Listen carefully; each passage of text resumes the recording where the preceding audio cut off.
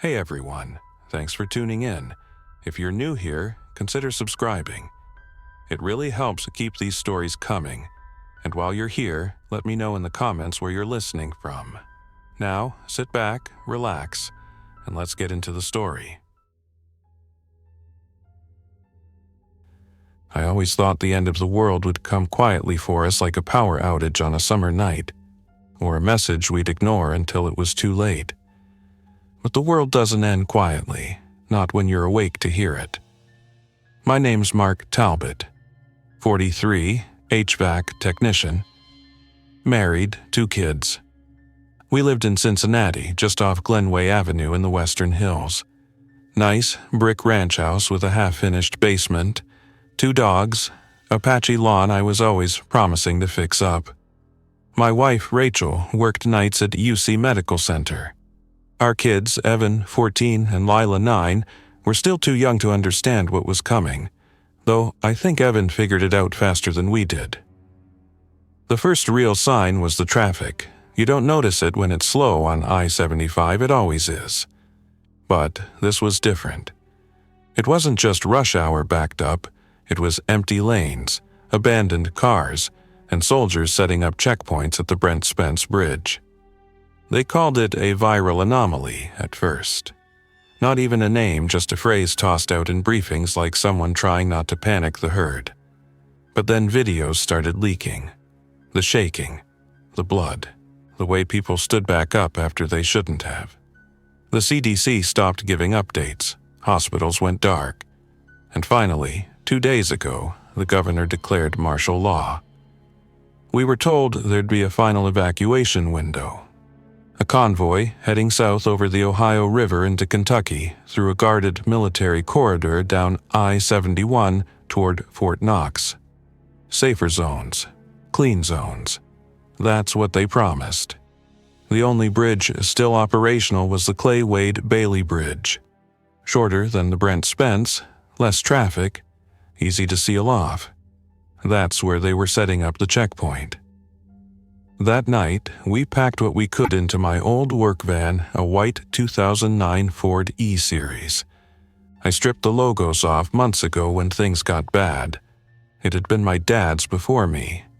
Beat to hell, but still running. I loaded food, 2 camping packs, blankets, 2 fuel cans, a bolt cutter, an old Springfield XD9 pistol I'd kept in the house since the riots started, and my tool bag you never know when a socket wrench or crowbar might save your life. Rachel had Lila wrapped in a sleeping bag in the back seat. Evan sat up front, clutching a flashlight in one of those stupid battery-powered weather radios, the kind we never used unless there was a tornado warning. We left at 2:12 a.m. Driving downtown felt like moving through a photograph. Storefronts smashed, power lines sagging. Downtown Cincinnati should have been lit up the skyline, the Carew Tower, the stadiums near the river. But it was all shadows. I kept the headlights low. There were shapes in the distance, too far to make out, but I didn't stop to check. We reached the checkpoint line around 2:40. There had to be at least 200 vehicles queued along the approach to the bridge. Everyone trying to get out before the 3 o'clock lockdown. Soldiers were stationed at barricades every 100 feet, Ohio National Guard mostly.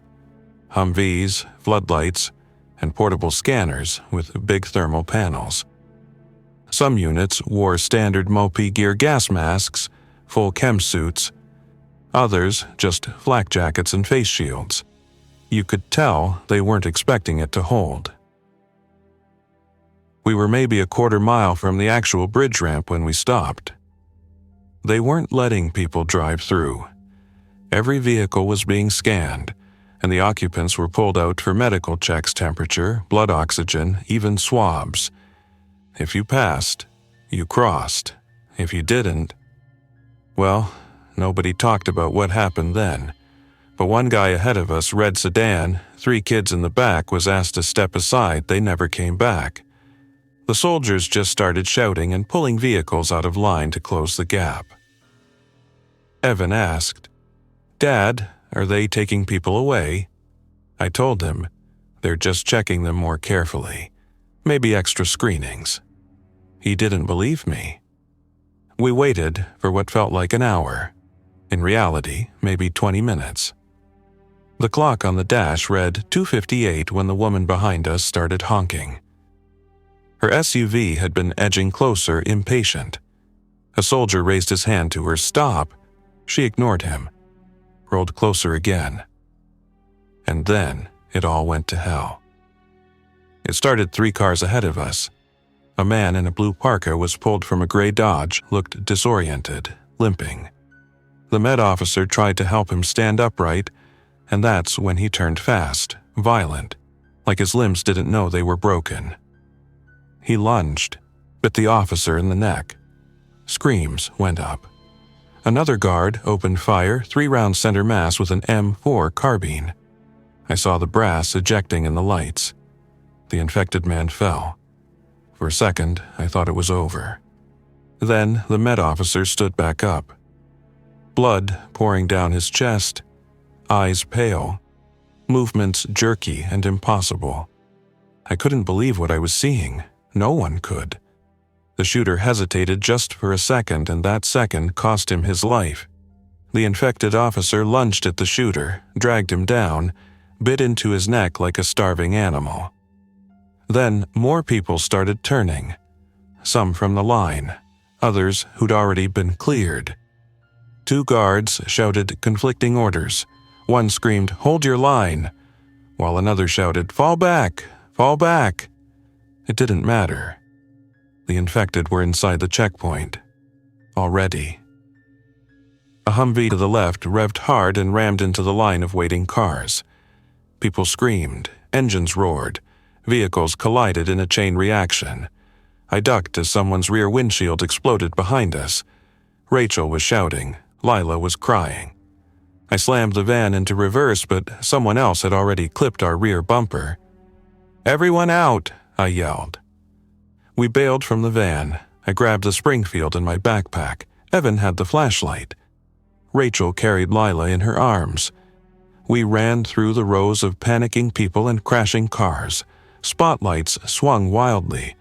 Gunfire was erupting from the bridge, staccato bursts. Not controlled, just panic fire. I saw a family crushed between 2 SUVs. A woman pinned beneath a flipped Jeep, screaming as an infected man tore at her leg. Someone behind me fired a shotgun. The blast was so close I felt the heat off it. Evan was pulling at my sleeve. "Dad, over here." He was pointing to the side rail, a service entrance under the bridge marked with a faded blue sign. Maintenance, Access Bridge Engineering Authority, authorized use only. The gate was locked with a heavy-duty padlock. I dropped my bag, yanked out the bolt cutters and snapped it with a sickening crunch. We slipped through the gate just as another explosion shook the checkpoint. Behind us, the slaughterhouse had begun. The maintenance walkway under the bridge was narrow, a graded metal catwalk suspended over the river, lined with occasional toolboxes and rusted emergency lighting. It smelled of oil and old water. The wind off the Ohio River cut through us like knives. Rachel had stopped walking behind me. Her voice came low and tight, barely cutting through the rising wind. "Mark, where's Evan?" I turned too fast and slipped a bit on the damp grate, catching myself on the handrail. My stomach dropped. Evan wasn't there. He'd been right behind us, flashlight in hand, running close. I'd felt him at my side when we reached the catwalk. Now, there was nothing but the low hum of wind and the creak of the bridge around us. I scanned the walkway behind us. Just empty metal grating, vanishing into shadows, broken only by one flickering orange bulb 100 feet back. No sign of Evan, no footsteps, no voice. Rachel clutched Lila tighter, holding her like a lifeline. "You saw him come through the gate, right?" she asked, but her tone was already shifting, less a question, more the beginning of panic that hadn't yet peaked. I didn't answer. I grabbed my flashlight, swept it across the bridge structure, and ran back toward the gate. Every step echoed, the vibration traveling up my legs through the iron bones of the structure.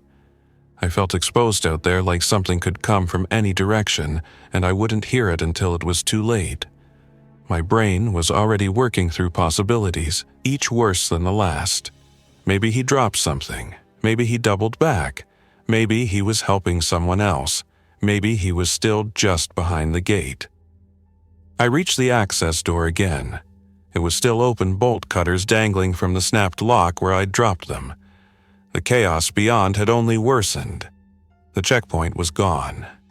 I mean, gone. There was no formation, no perimeter, no soldiers barking orders. Just screams, smoke, and firelight reflecting off broken windshields and shattered glass. I saw bodies piled across the pavement like discarded furniture. Movement among them, some staggering, some crawling, some running. Gunfire crackled like dry leaves in a storm. Then I saw him. Evan was across the road, near our van, crouched behind another vehicle. His flashlight lay on the pavement beside him, still glowing weakly. He had one arm raised, shielding his eyes from the flickering fires, and his head was low. I couldn't tell if he was hurt or just frozen. "Evan!" I yelled, louder than I meant to. Stupid. He looked up, and for one heart-locked second I thought he wouldn't move. But then he bolted. He ran hard, feet slapping against the pavement, weaving between wreckage. An infected, maybe once a soldier, spotted him and gave chase, loping unevenly across the debris field with its head twisted at a sickening angle. I grabbed the Springfield from my waistband, aimed, and fired twice. The first shot hit the pavement. The second hit the thing square in the ribs. It staggered, slowed, but didn't fall. I reached out through the gate, braced against the steel post, and shouted again, "Evan, get to the door!" He dove through, breath heaving, eyes wide with terror. I grabbed his shirt collar and yanked him in. The infected slammed into the gate behind him a split second later, snarling and gnashing teeth through the bars. Its skin was blistered, lips shredded down to raw gum lines. I pulled the gate shut and wedged the old padlock back into place, jamming it sideways into the frame to keep it from swinging open. We ran. I didn't ask if he was okay. He wasn't. None of us were. Back on the catwalk, Rachel's face was pale in the dim light. She didn't speak as Evan hugged her, pressing his face into Lila's blanket. We didn't have time for long reassurances or explanations. I waved us forward, and we continued down the walkway, our steps more hurried now. Every noise behind us sounded like pursuit, every gust of wind like a whisper from something waiting in the steel beams above. The catwalk curved with the bridge, sloping gently upward. It took us to a lower maintenance platform with wide mesh grating beneath our feet and thick suspension cables overhead. We stopped briefly at an electrical box bolted to the wall. I opened it with a worn hex key from my tool bag, mostly out of habit, looking for anything useful. Nothing inside but old manuals and a rusted flashlight with corroded batteries. Past that, we reached a crossbeam with a service hatch built into the wall of the bridge's support tower. I remembered from old city work orders that this hatch led into the tower's internal service stairwell, originally built for maintenance crews, now long unused. I'd worked HVAC on this bridge twice back in 2016. They never removed my access credentials. I turned the wheel lock and shoved hard. The hatch creaked open, revealing a square metal tunnel with steep steps climbing upward into darkness. The air inside smelled like wet copper and stagnant mildew, the scent of a place that hadn't been touched by daylight in years. The air was warmer, though. Still. Oppressively still. We stepped inside and shut the hatch behind us. It echoed with a hollow thud that made Lila flinch. I took the lead. Evan followed, then Rachel carrying Lila, with the rear lit by Evan's salvaged flashlight. Our footsteps rang sharply against the metal steps, the acoustics warping with each floor we passed. The stairwell had no numbers, just narrow landings every 20 feet or so, with rusted maintenance panels and utility boxes dotting the walls. After the fourth landing, we stopped to catch our breath. Rachel was trembling, not from exertion, but from sheer shock. She hadn't said more than a few words since we escaped the checkpoint. I handed her the canteen from my backpack and crouched beside her. "We're halfway up," I said quietly, not entirely sure if that was true. "Just a bit more." Her eyes flicked toward the stairwell door above us. "You think the other side's any better?" I didn't answer. What could I say? We had no idea what waited on the Kentucky side. The bridge might have been breached hours ago. Fort Knox could be dust by now. For all we knew, the only thing across the river was more fire. But we couldn't go back. There was nothing left behind us but dead men walking. We climbed again. 2 more levels. My legs burned from the weight of the gear, and sweat soaked through my shirt. The stairwell was getting hotter the further we went up, the thicker the air felt, like a boiler room without proper ventilation. I started to wonder if the infection was airborne, but the reports had said no. It spread through bites. Blood. At least at first. The final door was marked Access Hatch South Tower Upper. I braced myself and pushed it open. Cool air rushed in sharp and fresh after the suffocating stairwell. We stepped out onto a high platform halfway up the main bridge tower. From here, you could see the river spread out in both directions, black and endless. The northern side was choked in smoke and flickering orange light. The southern side, the Kentucky end, looked calmer. There were some lights, scattered headlights on rural roads, and what might have been the outline of a convoy in the distance. Then we heard it. Low, muffled, a mechanical grind of gears turning where none should be. I turned toward the center of the bridge and saw movement below figures on the catwalk, shambling, dragging limbs. At least 6 of them, heading toward the access hatch we'd come through. The infected weren't fast, not like the movies, but there was something worse in their gait. Unnatural, relentless, like gravity only half applied. They moved with spasms that snapped bones out of place, but kept coming anyway. I recognized the lead figure, one of the soldiers from the checkpoint, still half in uniform, helmet hanging from its neck strap. Blood had soaked into the chemical suit's knees and shoulders. The MOP gear had slowed the infection maybe, but not stopped it. His sidearm was still holstered.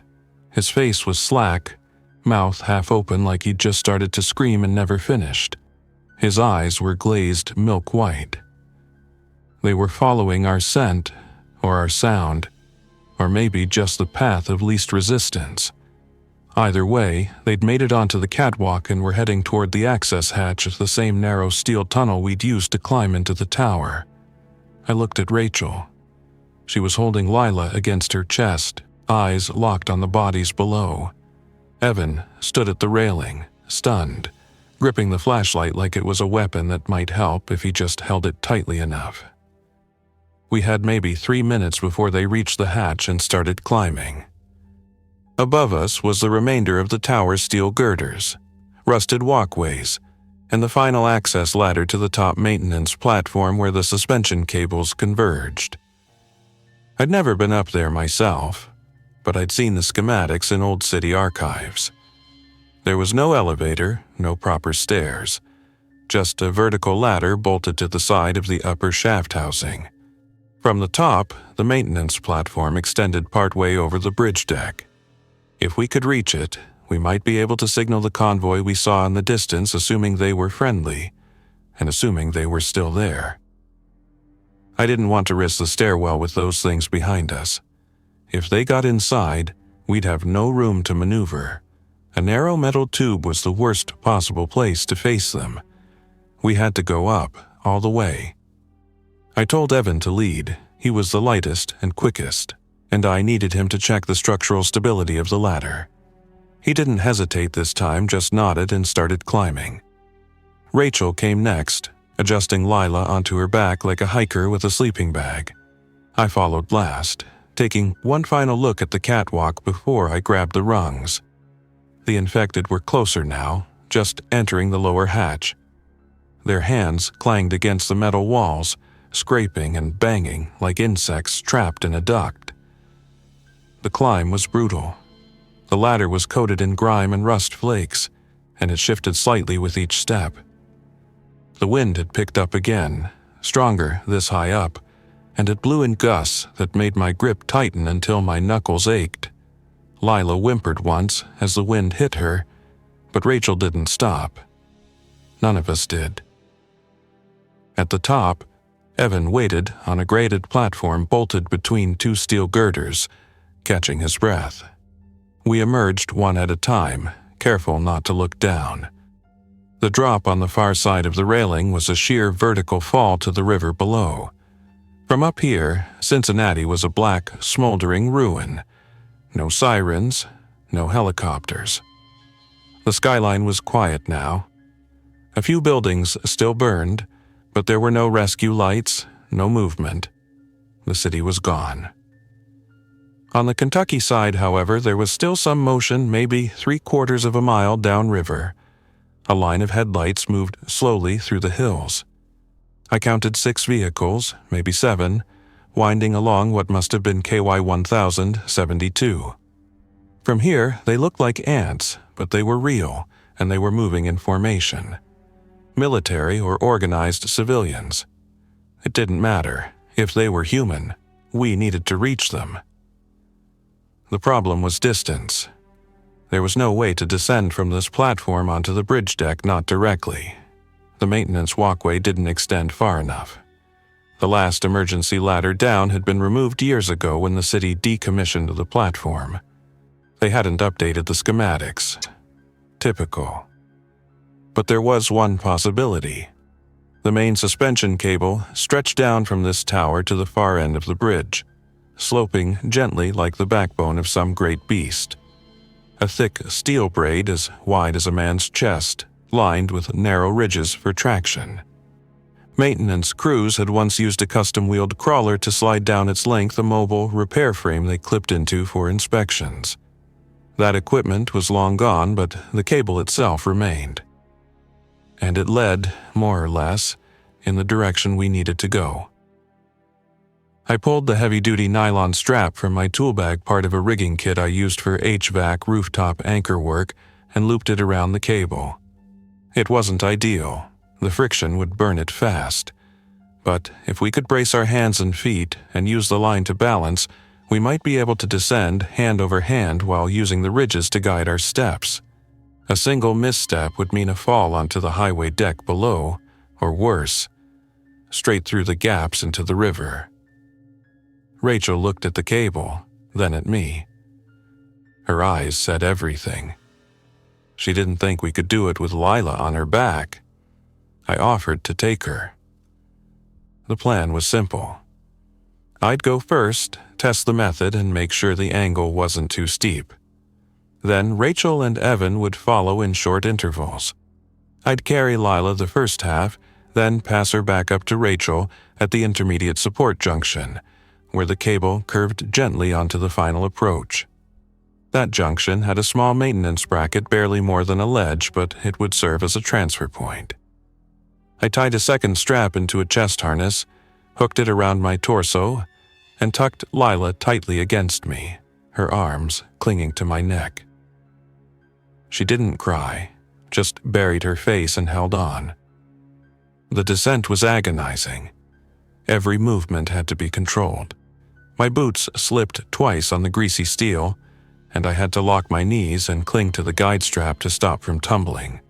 The wind pulled at us constantly, a side current that made balance harder than expected. My palms burned with the effort of holding the strap, and the steel cable vibrated faintly under our weight, a dull hum that echoed through my bones. By the time I reached the junction bracket, my legs were shaking and my hands were numb. I slumped onto the ledge, cradling Lila against my chest and checking her for bruises. She looked up at me with wide, terrified eyes but didn't say a word. I told her she was brave. She nodded, like she already knew. Rachel came next, face pale and lips tight, lowering herself slowly with her arms locked straight. Evan followed close behind, faster, less careful, but surprisingly sure-footed for a kid his age. He stopped midway, swaying slightly in the wind, and looked down at me. I nodded, signaling the okay. He pressed forward. That's when the scream tore through the wind. It wasn't close, not yet, but it carried distorted by the metal and open air, stretching out across the river like a broken siren. I looked back toward the top of the tower, where the maintenance ladder vanished into the steel frame above. Something moved there. Fast. Sharp bursts of motion against the dull gray sky. Then a hand, pale and misshapen, reached over the edge of the catwalk. Another followed. 2 bodies, then 3, crawling into view like insects spilling from a crack. The infected had reached the platform. I felt it in my teeth before I heard the sound clearly, the rattle of the ladder under shifting weight. They were coming down, too. No regard for balance. No fear of falling. They slammed into the rungs, limbs jerking, hands slipping and catching again. One of them lost its grip completely and fell a blur of twisting limbs and tangled gear, hurtling down past us and vanishing into the darkness below with a soundless drop. The others didn't stop. I turned to Evan and shouted for him to move. His feet gripped the cable tighter, and he started down again more carefully this time, head low against the wind. Rachel was already on the ledge with me, helping me brace Lila as she unhooked herself and collapsed beside us, panting hard, hands trembling. I didn't wait to recover. I pointed down the remaining stretch of cable. The slope steepened here, curving toward the southern support beam and then leveling off where the bridge met land. Maybe 200 feet remained. Below us, the bridge was no longer empty. There were people. At first I thought they might be infected, stragglers left over from the checkpoint collapse, but no. These figures were too organized. Some were in gear patchwork armor, camo jackets, high-vis vests turned inside out. At least one had a rifle slung across his back. There were maybe 9 or 10 of them moving along the deck, sweeping between vehicles, checking under trucks. Survivors. A local militia group maybe, or National Guard. It didn't matter. We had to reach them. I shouted down, waving one arm over my head. I saw one of them look up. Another raised binoculars. They spotted us. I was sure of it. The man with the rifle raised his arm and pointed. Then they started moving toward the tower base, spreading out in a staggered line. They'd meet us at the base if we could make it there in time. Above us, the infected were almost to the junction platform.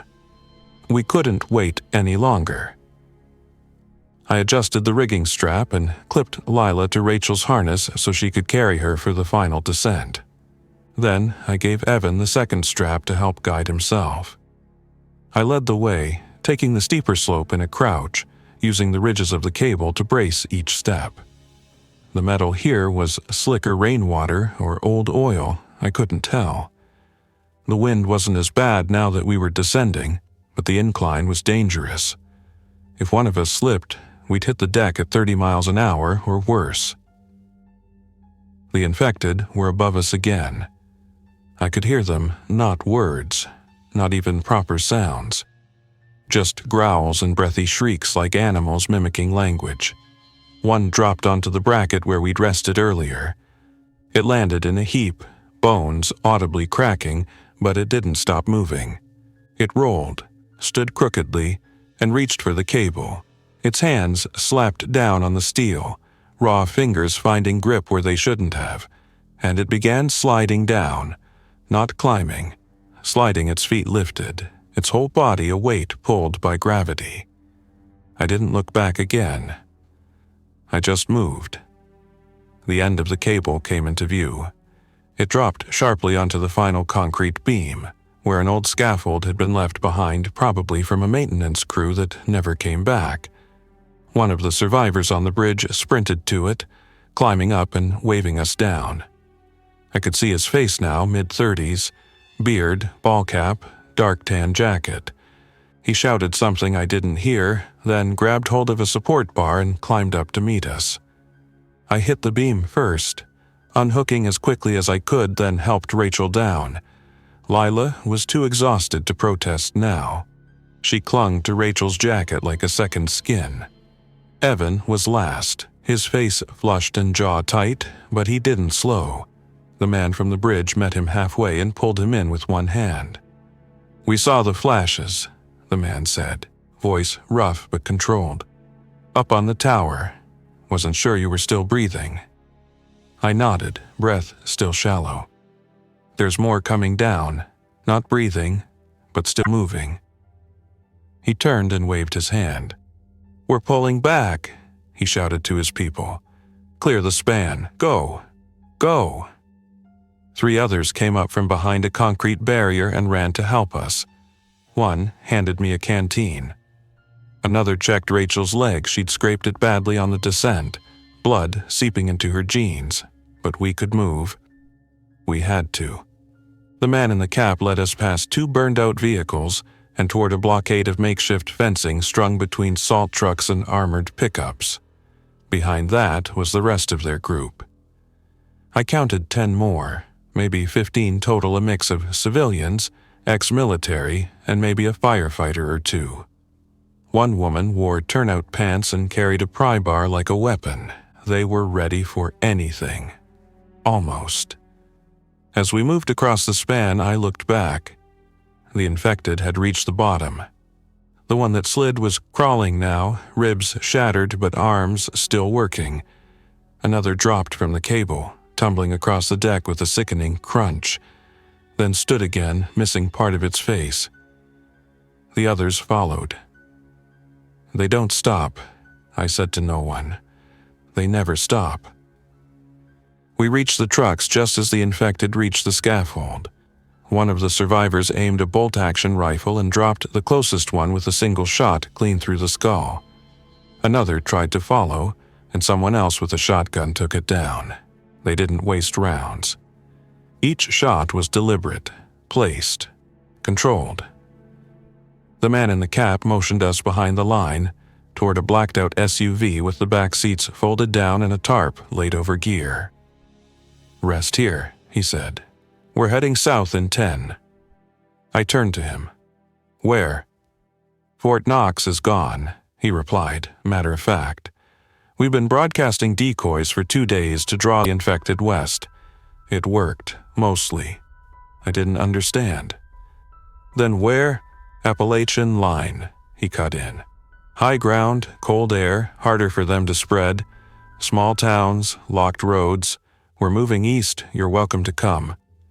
I didn't argue, I just nodded. Rachel climbed into the back and pulled Lila into her arms. Evan sat beside me, quiet, just watching the sky. In the distance, Cincinnati was still burning. The checkpoint was gone. The bridge had held barely, but it wasn't salvation.